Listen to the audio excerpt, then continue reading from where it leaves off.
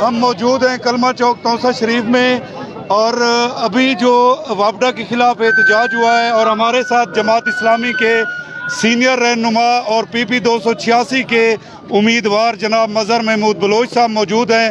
بلوچ صاحب، یہ احتجاج کیسا رہا آپ کا؟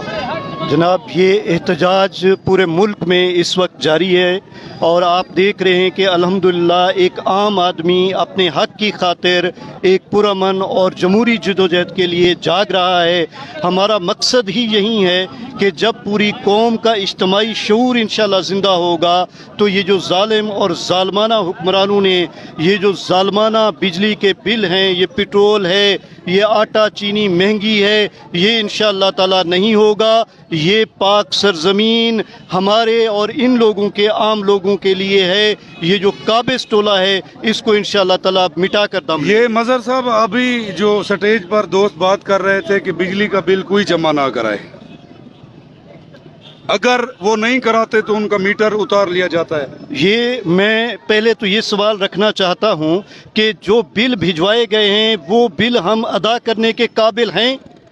جتنے بل آئے ہوئے ہیں یہ ہم ادا کر ہی نہیں سکتے ہیں، تو لازمی بات ہے کہ ہمارے پاس اب راستہ کیا ہے؟ یا تو پھر ہم اپنے بچوں کو مار کر خودکشیاں کریں، پنکھوں کے ساتھ لٹک جائیں، یا پھر یہی راستہ ہے کہ ہم یہ ادا کر ہی نہیں سکتے ہیں۔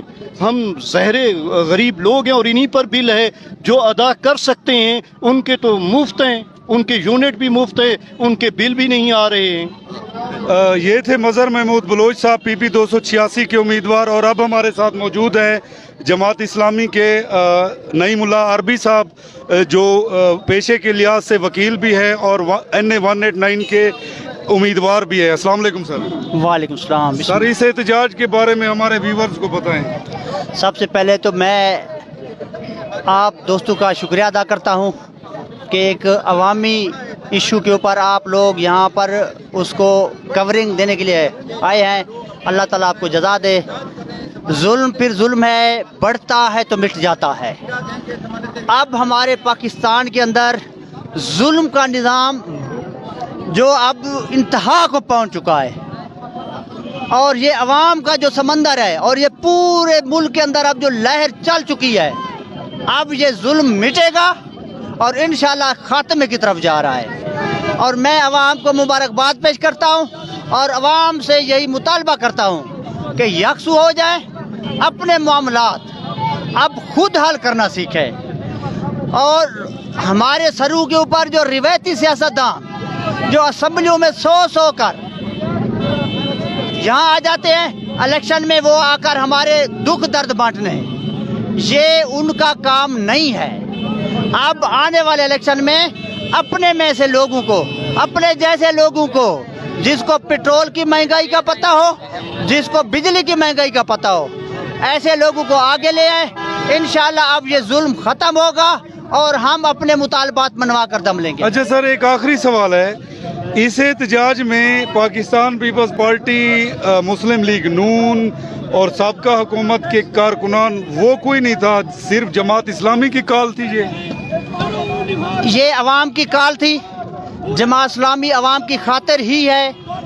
جمعرات والے دن ہم نے اس کے اوپر مظاہرہ کیا، اور اتوار والے دن ہمارے امیر صوبہ آئے ہوئے تھے، ہم نے اس کے اوپر پریس کانفرنس کی۔ آج ہمیں پتہ چلا عوام اس حوالے سے نکل رہی ہے، ہم حاضر ہو گئے۔ ہم چونکہ عوام کی خاطر جیتے ہیں، عوام کی خاطر مرتے ہیں، اسی لیے ہم انشاءاللہ عوام کے ساتھ ہیں اور رہیں گے۔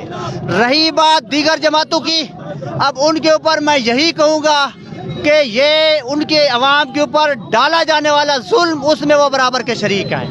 اگر ان کے نمائندگان چاہتے تو اسمبلیوں میں اتنے ظالم فیصلے نہ ہونے دیتے۔ معزز فالور، میں پہلے بھی آپ سے کہتا رہتا ہوں کہ آپ کا کسی بھی جماعت سے تعلق ہے، آپ کوئی بھی سیاسی نظریہ رکھتے ہیں، ہاں، مگر جو عوام کے لیے نکلے دھوپ چھاؤں بارش میں وہ آپ کا ساتھ دے، حقیقت میں وہ آپ کا نمائندہ ہوتا ہے۔ یہ نعیم اللہ خان ایڈوکیٹ عربی صاحب جو ہمارے ساتھ موجود ہیں، یہ توسہ شریف کی عوام کے لیے خوش نصیبی ہے کہ اتنا سادہ سا انسان NA کا امیدوار ہے۔ یہ میں دعویٰ تو نہیں کرتا، لیکن یہ ضرور کہتا ہوں کہ آپ اگر इन्हें कचरे की ढेरी के ऊपर भी कुर्सी रख कर देंगे तो ये बंदा बैठेगा वहाँ पर। नारे तकबीर। ठीक है ना। तो आरबी साहब, आखिरी सवाल ये है कि अगली काल अगर आ जाए तो वो कितना बड़ा एहतजाज हो सकता है? इंशाल्लाह वो हमने मशवरा किया है। अब उसमें तौसा जाम करेंगे, उसमें सदर अंजमन ताजरान और अंजमन ताजरान के लोग होंगे, उसमें बार एसोसिएशन के लोग होंगे, उसमें पूरे तौसा के, ये सिर्फ कच्ची आबादी के लोग थे, उसमें तौसा शरीफ के कोने कोने से लोगों को हम उठाएंगे और इंशाल्लाह हम पूरा तौसा जाम करेंगे। और वापडा के एहलकारों को भी हम बताना चाहते हैं कि वो अपना किबला सीधा कर लें, नहीं तो ये समंदर जब उनके दफ्तर की तरफ आएगा तो फिर वो उनको सुकून से नहीं बैठने देगा।